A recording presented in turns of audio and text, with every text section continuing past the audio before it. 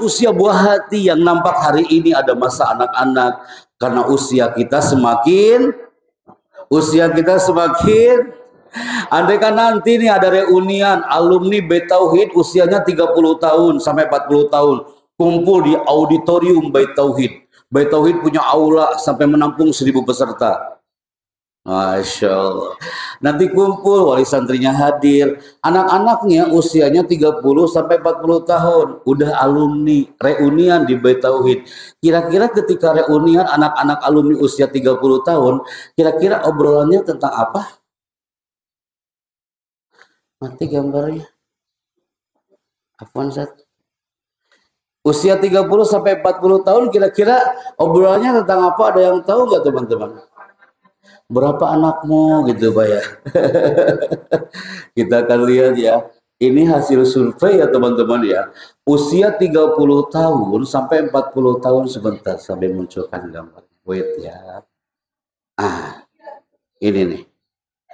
Usia 30 tahun nanti kumpul reunian. Pertanyaannya hasil survei ya.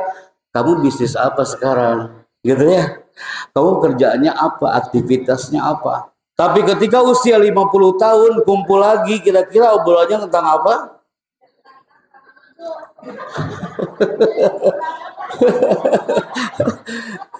Wali santri deh, usia 50 tahun kumpul Bait Tauhid.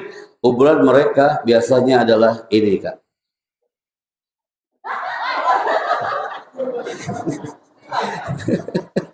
Berobat di mana? Itu usia 50 tahun. Jangankan ke santrinya deh, orang tuanya deh. Wali santri kumpul lagi, wali santri Bait Tauhid, usianya 60 tahun, kumpul lagi di auditorium Bait Tauhid, usia 60 tahun. Kira-kira obrolan mereka tentang apa? Anak-anaknya nggak berani jawab. Ada yang berani jawab nggak? Usia 60, apa Bu? Siapa yang duluan meninggal? Astagfirullah. Oh, si ibu mah. Anak aja nggak berani ngomong kayak gitu. Tapi ibu itu kayaknya udah ngintip deh. Pertanyaannya adalah obrolan mereka. Siapa kawan kita yang sudah keluar lapangan? Ya kan? Udah wafat. Kumpul lagi wali santri usianya 70 tahun. Kumpul di sini. Kira-kira obrolannya tentang apa? So, ini mah kuis, anggap aja family 100. Ada alumni usia 70 tahun, wali santrinya kumpul, yang 70 tahun kumpul semua di Bait Tauhid. Obrolan mereka 90% pertanyaannya adalah, kamu siapa? Karena sudah iya. Semua yang hari ini katakan sang buah hati habis baterainya. Karena sang buah hati yang membuat Anda selalu muda. Kenapa saya katakan ini jemaah? Sok kita buktikan hari ini di depan Anda semua. Kenapa hari ini ketika sudah menjelaskan tentang usia, apapun usia Anda hari ini, tujuannya adalah satu. Katakan sama-sama, wahid istri selasa, katakan apa? Sebelum saya tutup di 30 menit akhir hari ini, Bipa, bahwa karakter ini sangat penting. Banyak orang mengatakan kepintaran akan menjadi ilmuwan besar, mereka keliru. Kepintaran adalah karena faktor karakter. Saat acara G20 di Bali hari itu, kami diberi amanah oleh Bapak Wakil Presiden untuk MC di acara hari itu. Apa yang terjadi? Masya Allah. Ini mungkin gak muncul di tayangan televisi, Ustaz. Ini gak muncul di berita nasional. Tapi atas izin Sekretariat Negara, miris mendengarnya. Kami di sayap kanan menjadi MC hari itu, ternyata banyak yang rindu dengan alam pendidikan. Kenapa Bait Tauhid hadir? Karena ternyata potret pendidikan di Indonesia, hasil survei dari studi program for International Study Indonesia PISA 2015, Indonesia adalah peringkat ke-64 dari 65 negara yang pendidikannya terburuk di dunia. Ini gak enak banget kan dilihatnya, udah ranking ke-64 dari 65 negara. Sekarang Bapak Ibu nanya lagi, mana buktinya Pak Happy? Sok saya buktikan depan Anda. Kenapa saya katakan kalau Bait Tauhid ini beruntung berada di Tanah Banten? Bait Tauhid beruntung menjadi tempat kau berteduh anak-anakku. Karena ternyata saat kami hari itu landing di Aceh, untuk ngasih motivasi korban tsunami Aceh, Masya Allah. Saat itu kami flight penerbangan bersama 10 tim Bapak Ibu. Wahai anak-anak santri baru, direkturnya mengatakan, Pak Ebi Chandra bisa nggak ngasih motivasi santri-santri kami di tanah Lokna di Aceh sana. Kami terbang bersama 10 kawan, landing di Bandara Aceh. Seumur-umur kami ke tanah Sumatera, baru kali itu kami tak ada yang menjemput. Kami menunggu sampai 1 jam, kok nggak ada yang menjemput dari pihak pesantren. Tiba-tiba datanglah yang menjemput, seragamnya sama, 10 orang dan mereka menggunakan helm. Berarti transportasinya apa? Di Banten itu motor, di sana namanya bentor. Bentor itu beca motor. Saya seumur-umur naik beca motor, drivernya di samping, kita duduk di sampingnya. Betul? Saya peluk itu laptop, dah tinggalan saya kan. Hanya itu ngegelebuk, angin kencang banget. Masya Allah, perjalanan 2 jam Ustaz. Ketika nyampe ke Tanah Selimum, jalan terusan Medan, saya colek drivernya, bang, kok tak nyampe-nyampe ke pesantrennya, jauh kali. Abang ini bilang apa? Pak Chandra, tolong aku sabar. 3 jam lagi kita nyampe. Berarti berapa jam? 5 jam, nyebrang pula kawan. Nyampelah kami ke lokasi, hujan rintik-rintik. Kami peluk laptop bersama 10 tim. Tiba-tiba apa yang terjadi? Di bawah gapura ada tulisan, Welcome to Mr. Happy Chandra at Al-Aitam Islamic School. Selamat datang Pak Happy Chandra di Al-Aitam Islamic School. Di bawah gapura ini kami berdiri sambil mengatakan, Ya Rabbi, Ya Rabbana. Perjalanan kami 5 jam jauh dari bandara sampai sini. Kami rindu mana santri-santrinya. Datanglah seorang direktur dari sebuah gubuk kecil.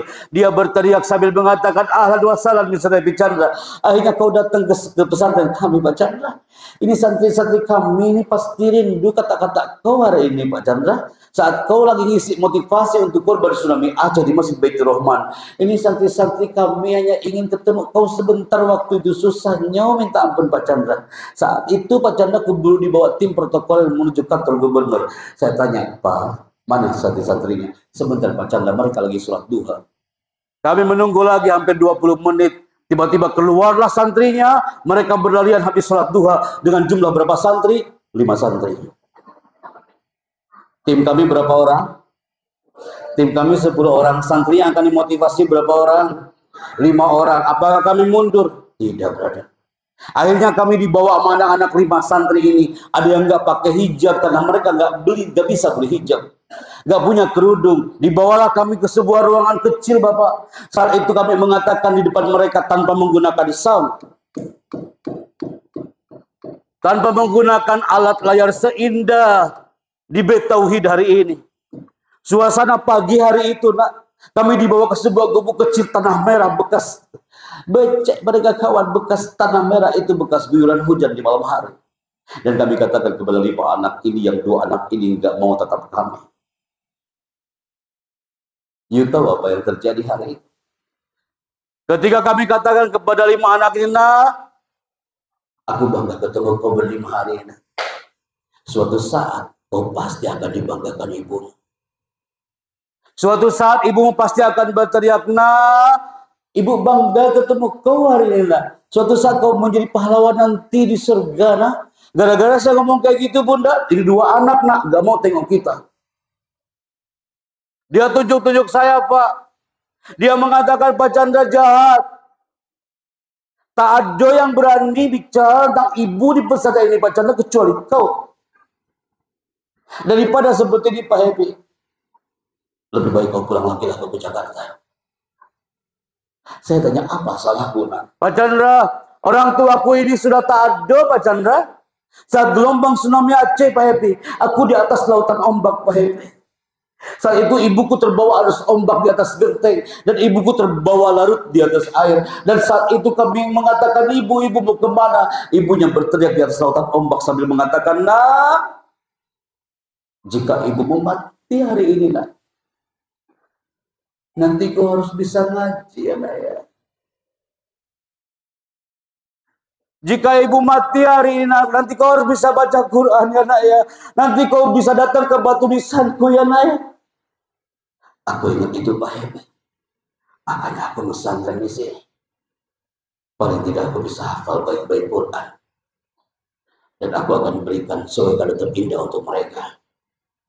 Yang balita Dia bawa anak itu menuju ke kuburan ibunya yang dikuburkan bersama 250 jenazah lainnya dalam satu kuburan. Kemudian juga ada di antara mereka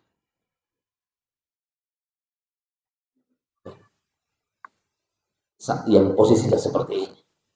Kenapa saya katakan ini kepada Anda jemaah? Kalau Anda melihat satu gambar ini, mereka luar biasa. Udah nggak apa sama. Lihat deh Kak. Pasti teman-teman lihat kayak gimana sih pesantrennya Pak Hebe? Saya penasaran kayak gimana sih lokasi kelasnya? Nih lihat, apa ada di Bait Tauhid yang kelasnya kayak gini? Gak ada. Baru ngajain mereka mahfudzat saful awal. Ayona manjada wajada. Mereka berlima teriak, manjada wajada. Tiba-tiba apa yang terjadi? Hujan deras. Kita basah kuyup dalam kelas, Ustaz. Apa ada di Bait Tauhid yang ketika gurunya lagi mengajar kok kehujanan, kepanasan? Indah kok ini di sini, nak. Andai kan hari ini kami tayangannya diposting ke anak-anak Selimum Aceh, pasti mereka bilang, enak kali di Bait Tauhid ini. Betapa meruginya kalau kau menyelami samudra Bait Tauhid ini hanya setengah-setengah. Harus kafah sampai selesai.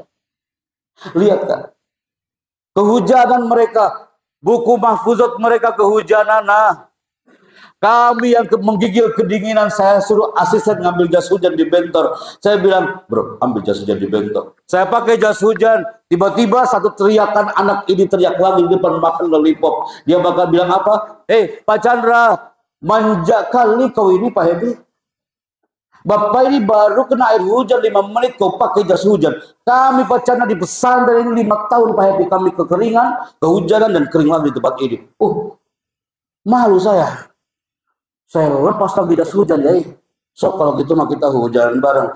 Ngaji hujanan, hujan-hujanan seru sih sebenarnya. Tapi apa kau seperti itu? Indah tuh di Bait Tauhid ini. Nikmat apa lagi akan kau dustakan, nak? Bager kasep gelis. Udah di dalam pengen keluar. Baby saya pokoknya setahun di sini teh. Udah cukup saya ngerasa di sekolah di luar. Orang yang di luar pengen masuk ke sini. Pertanyaan, tuh lihat di Aceh kawan. Mereka belajar ke sekolah kayak Spiderman. Kami show ya, dari Timika sampai ke Pekanbaru, sampai ke Bengkalis. Mereka masuk ke ruangan seminar pakai tali. Apa ada orang tua yang kau berangkat ke sini tadi pakai tali dari rumahnya? Landing di depan sana. Kayak gini kan? Gak ada. Indah kawan. Coba lihat. Miris Kak, nyawa taruhannya. Apa hikmah yang kami temukan di Aceh? Ini penting. Ya, ada yang bawa catatan? Coba saya cek. Angkat tangan kanan dengan pulpennya.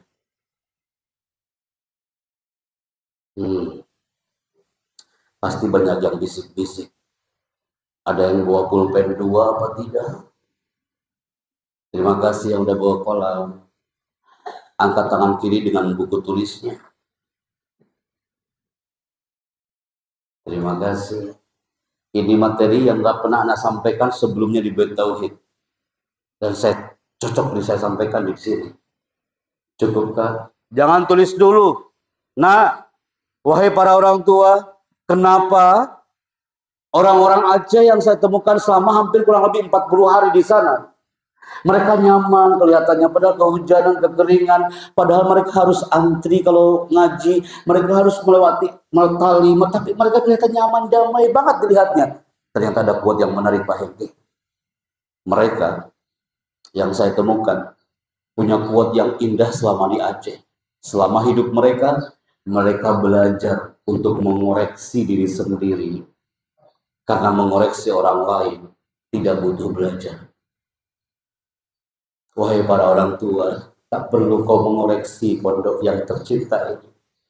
Evaluasi tidak apa-apa. Semakin mengoreksi, lebih baik kita belajar untuk mengoreksi diri sendiri. Belajarlah mengoreksi diri sendiri, wahai generasi Bait Tauhid.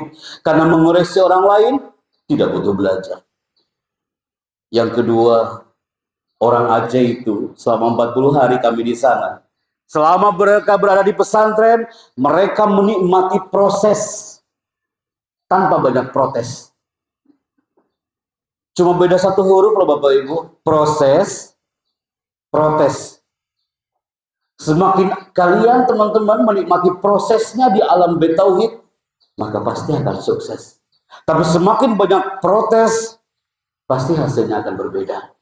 Nikmati proses tanpa banyak, coba nikmati proses tanpa banyak, jangan kebalik. Nikmati proses tanpa banyak proses.